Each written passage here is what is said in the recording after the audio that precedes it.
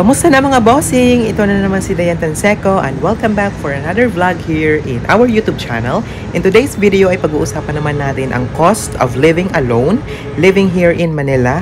Before we start, of course, gusto ko lamang ipakita sa inyo kung ano ba ang neighborhood ko dito sa aking tinutuluyan na apartment. So this is Cityland Grand Central. Mapalad ako sa napakagandang location kung saan ako nakatira ngayon dahil malapit lang po ito sa Greenfield District, an urbanized retail hub that was built and developed by Greenfield Development Corporation. It has built with Central Park and unique recreational activities. Bukod sa recreational activities na makikita natin sa Greenfield District ay malapit din po ito sa SM Mega Mall. Siyempre, of course, ang pinaka-importante din is ang transportation. My apartment is situated in a transit-oriented location dito sa Mandaluyong. Malapit lang po ito sa MRT Shaw Boulevard Station. Kaya naman napakadali na lang po sa akin na pumunta ng San Juan, Quezon City, Makati, Pasay, Maynila. Travel-wise, this is a really big saving for traveling. Perfect talaga itong aking location. Not just that, dito sa Park Lea, may mga terminal dito papuntang Pasig, Antipolo, Cainta, Taytay. Kaya wala na talaga kung may hiling pa, the location is perfect. Kaya ano pang inaantay natin, halika na't simulan na natin ang ating content for today para malaman na natin kung magkano ba ang kailangan nyong ihanda para makalipat kayo sa bago nyong apartment o bago nyong condominium. Halika na't umpisahan na natin ito. Pag-uusapan naman natin yung mga cost. Handa na ba kayo? Handa na ba kayo malaman yung mga cost kung magkano bang kailangan yung i-prepare? Actually, ito first time ko talaga to gagawin kasi di talaga ako nagbibilang. Alam mo, every month, basta yun na mabayaran ko yung rent ko, yung electricity, and then yung monthly dues ko dito sa apartment na to, yun ang mga pinaghahandaan ko talaga. Yung food, well, minsan, every weekend, napunta naman ako sa mother ko, so doon ako kumakain. So, ngayon, isa-isahin na natin, guys. So, let's start with the rent. Ang rent ko dito sa aking unit, which is 20 square meters.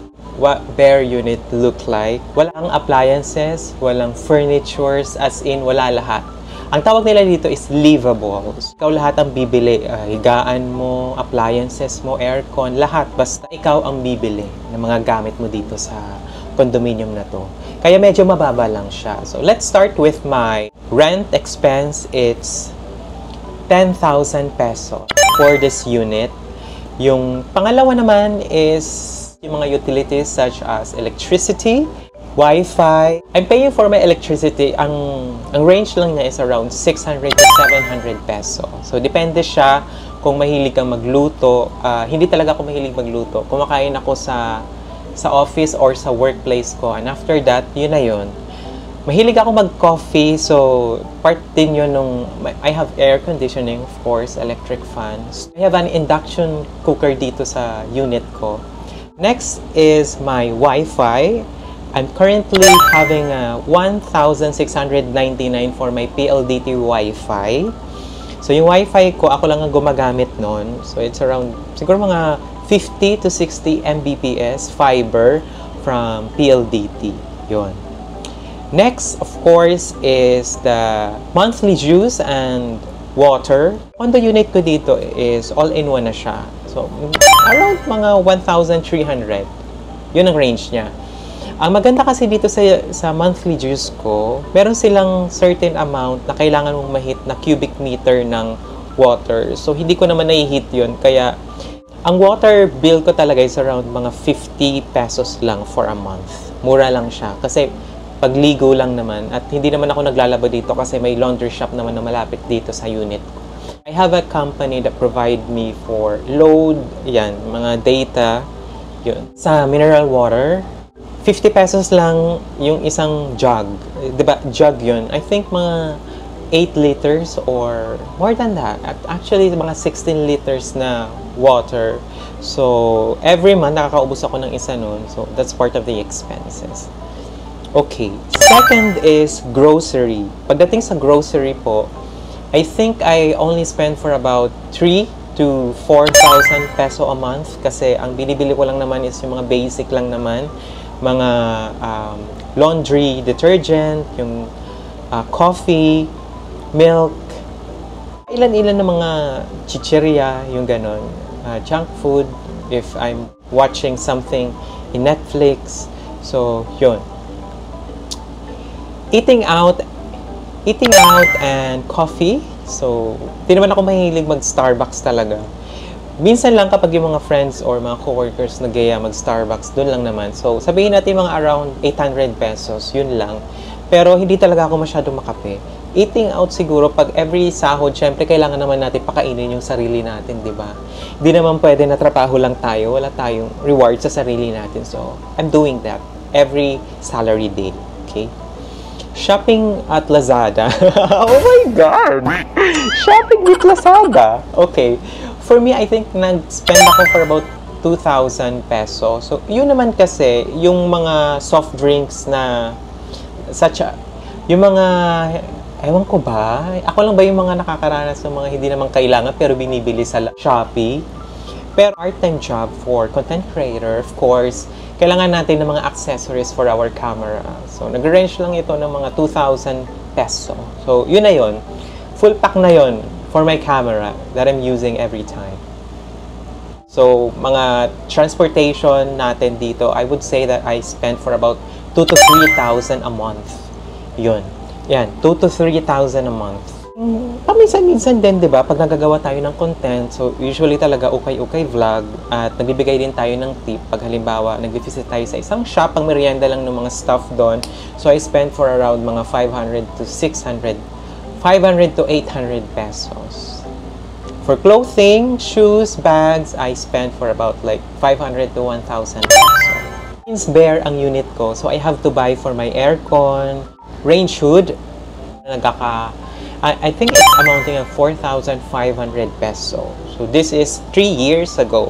Since magti 3 years na ako dito sa aking unit. So that's 4,500 and then 4,500 din sa aking aircon. And I spent for about 800 for my electric fan. Utensils ko, nabili ko siya sa Lazada and Shopee, around sabihin natin mga 800 pesos. So, of course, kailangan natin ng mga gamit sa bahay. Kaya yun. So, yung nakikita nyo sa akin na tatami. Well, yung boyfriend ko naman kasi yung ibang bumili ng mga gamit ko dito. Kaya 2,000 to 3,000 peso. Especially yung bed ko na double bed. This is like 2,500 peso. And then yung electric kettle ko na around 600 pesos. Yun yung electric kettle, right? Electric kettle. And then yung mga gamit ko kasi dito, second hand lang sila para makamura ako. Like yung aircon, 4,500. Yung maliit kong fridge, which nag-a-amount lang siya ng mga 3,000 to 3,500 peso. Ang bago ko lang talaga na binili is yung aking range hood na nagkakahalaga ng 4,500 peso. Alba yung kanyang brand. Alba, baka naman. Charing. Before ka mag-move sa isang apartment, they require you like 1 month advance, 2 months deposit. So yun kasi yung parang security deposit mo na if ever na mag-move out ka at may nasira ka dito sa unit nila, para yun doon, para pampaayos kung halimbawa nasira mo yung kahit ano man flooring, door. Aside from yung mga utilities and expenses, of course, you have to have your own security fund. Siguro sabihin natin mag-amount ng 10,000. So, syempre hindi naman ikaw kasi ang unang gagamit ng unit. Kaya expect mo na may mare-repair ka, di ba? Like for example, ako, ni-repair ko talaga yung aking I had a repair for yung ilaw, yung socket sa socket, yung mga saksakan. So, I fixed that. And also, yung mga bombilya sa unit mo. Kasi, through time talaga, syempre, dumidilim. So, every time na ginagamit mo siya everyday, kailangan mo siyang palitan. So, yun. Kailangan mo rin yun.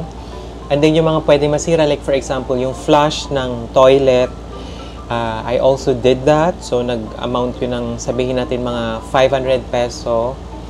And then yung sa CR, yung toilet bowl, siguro sa katagalan na din, no? Pero good thing, ang bait ng landlord ko kasi natian niya ako sa gastos. So, mga 2,000 pesos yun. And then yung gripo din sa lababo ko, sa lavatory ko, pinaayos ko din siya. Nag-amount din yun ng mga around 500 peso, mga ilaw. So far, yun pa lang naman ang napapalitan dito sa aking unit. So, kailangan mo ng security deposit or security fund para sa mga biglaang gastos dito sa unit mo kung saan ka man nakatira. So, safe na siguro yung mga 10,000 peso. Yun, security deposit na yun.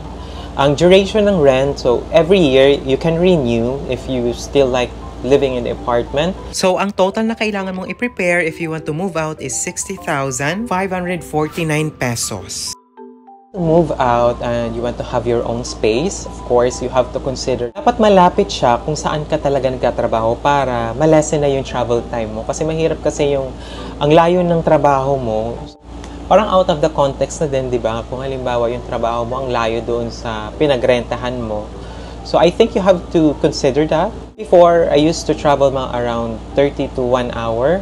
Ngayon, since walkable na lang siya kung saan talaga ako nagtatrabaho, mga sabihin natin mga 10 to 15 minutes or 20 to 30 minutes na siya. Depende yun kung gaano ako kabagal maglakad kasi nasa Shaw Boulevard lang naman yung aking trabaho. So this is my everyday view dito sa aking apartment. And that's it for today, guys. Thank you so much for watching my video and finishing it. I hope that you like, share, comment, and subscribe. And of course, I want to hear all the things that you want to say on the comment section down below. I hope that I help you on how much cost of living here in Metro Manila, Philippines. And I hope that I help you.